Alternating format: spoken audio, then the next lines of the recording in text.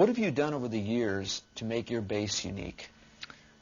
Well, with my Fender bass, this is basically an imitation of the Fender. The Fender is so beat over the years. Here, I'll show you here.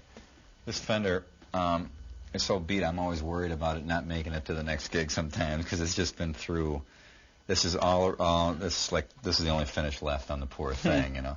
And as far as what I've done to it over the years, I've just played so long, so many times, so many hot, sweaty nights that the bass kind of wears into you. So now when I get a new bass, like the Yamaha, I have to mimic all the wear on the new bass. So on this here, remember I was talking about the position for your thumb? Yes.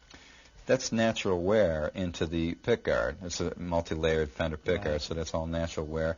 If you can see, there's wear spots here, all along here. It's all wear from where my thumb goes all along, you know. So I've like worn this thing into, you know, worn it out practically, you know. So it's, and I get used to an instrument. It's a good idea for players when you're starting out to pick an instrument and stick with it, because you'll find your body starts to shape. Now, right now, if I stand up, my ribs go in on this side from this bass being up against me. My shoulder goes down on the left from holding it, so my body's, you know, permanently, you know, crippled from holding on to a 30 pounds of Fender bass for so long, whatever.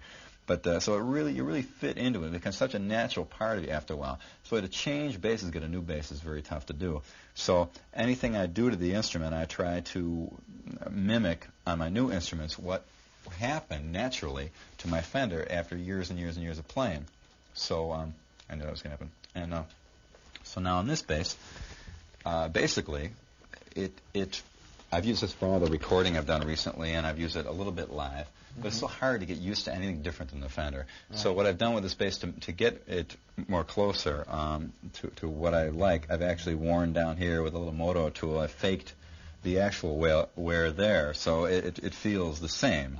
And basically I had to take like 600 grit sandpaper and just take all the shine off, because if it's too shiny, it's too slippery. Right. But that bass is like bare wood, so it just sticks on my body. I've had to like put this tape and stuff on there to make it traction. Feel. Yeah, give it to, like, you know, the stuff you put on your bathtub so you don't slip and things like that, you know. And just wear it down and make it feel worn in. But you scalp the fretboard and things like that too, don't you? Yeah, I started to scalp this one, but I was on my way to Japan under the auspices of Yamaha, and I didn't want to beat their beautiful bass. They were kind enough to give me too bad, so I ended up not doing my homespun scalloping job that I did annihilate my Fender with. So that's I will do it though. The purpose of that is when you do that high bend, you get a little more bend. You get a little of that wood out of the way there, and it tends to, when your hands are hot and sweaty or whatever, you tend to catch up on that wood a little bit. So that's what that's for. But basically, I just wear the thing down. What about your detuner? This Hipshot detuner, great little deal. For years, I used to tune down the low D live, you know, and I'd have to tune in between while the singer's trying to say something, you know, or something, and in dead air there, while people are streaming out of the bar, you know. But I saw an ad for this in one of the guitar magazines, and it's like, you know, fell from the heavens. Perfect, exactly what I needed. So it's a real simple device. It just takes your tuning key and mounts it on a little thing that you can just, you flip it. It just moves the whole thing down, so you don't change the tuning at all. Stays right in. Drop it down to low D, back to an E. Works, you know, perfect right in tune.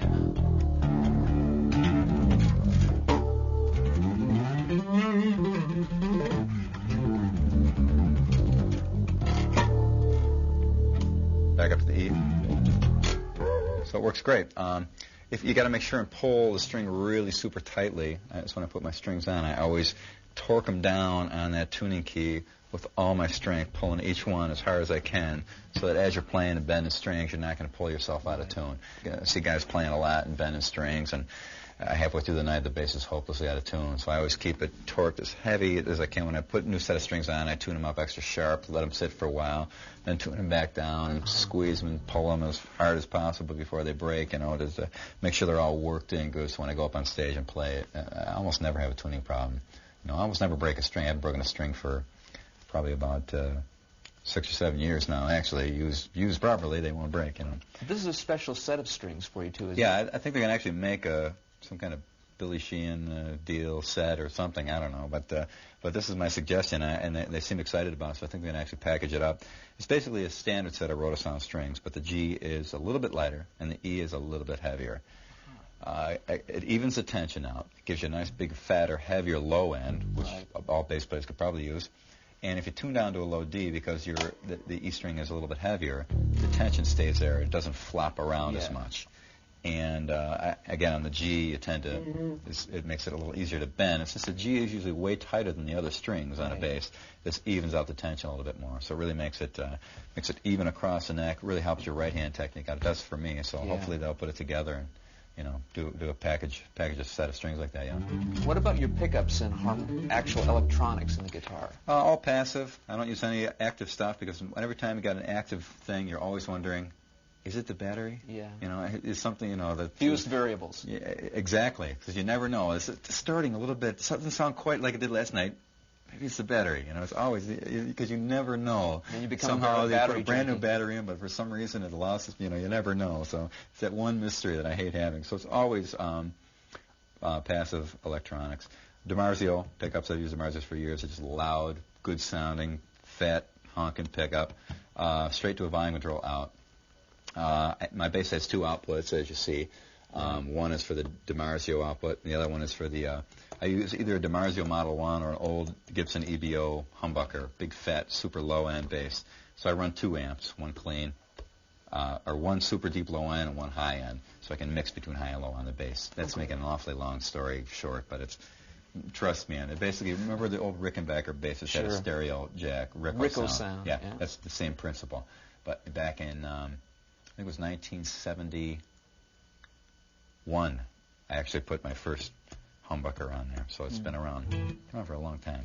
So it actually works out because the humbucker, low-end pickup is the best super deep low-end, and the Fender style, DiMarzio here in this case, covers everything else. You have the best of both worlds on that.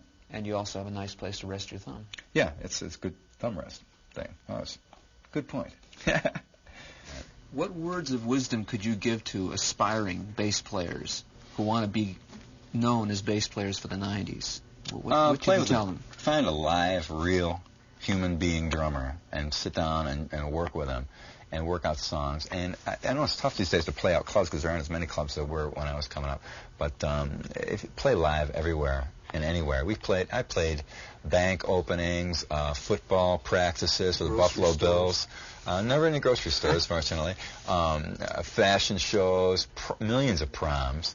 Proms, you had like 2 slow songs. When you got those, the rest of the night, everybody's like sweating, throwing their tuxedos aside, going nuts. So we played everything, and it's a great experience to learn it. Now when I get out on stage, it's a big stage, there's millions of lights. If something goes wrong, anything happens, I've been there. I've done it a million times, so it's much easier to handle. And to see young players be able to get that kind of experience is the thing I would really like to see best. That's most important. Any suggestions for how they could do that? Just lock in with a live band? Yeah, live band, and you have to practice a lot live? Yeah. Well, I learned most everything I do live, on stage in front of people. I didn't really sit home and figure it out. It all came like from a bolt from the blue. I learned about modes on stage. I was in Pittsburgh playing at this club called Stage One years ago, and a friend of mine had taught me about the modes, but I didn't understand I didn't get the deal. What does he mean by modes and this position? All of a sudden, and all of a sudden the fretboard just exploded like the significance of it, it looked like this big. It's, now I see, right there, right live on the, in front of people, I actually figured out, finally, a little bit about music, So, to get up in front of people is the essential thing, and it's sad that you can't do it, but you gotta get a band that does something that people will dig. You gotta know how to appeal to people. And I think a lot of bands sound like it's so original, they're not worried about appealing to people, they're worried about getting a record deal. Initially, as a bass player, though, if they were just to get with a drummer and work with a drummer, would that be a good enough start? That's totally where it's at. And listen, cop things off records. Listen to great bass players now. I mean, guys from AC/DC or Judas Priest, maybe unsung heroes, but those guys lay down great. All the funk stuff, great, amazing. I mean, that's the groove, the rhythm and feel and groove to get. Cop that. But so much stuff nowadays is a little bit stiff. That's why I would recommend sitting down with a drummer, a real live guy.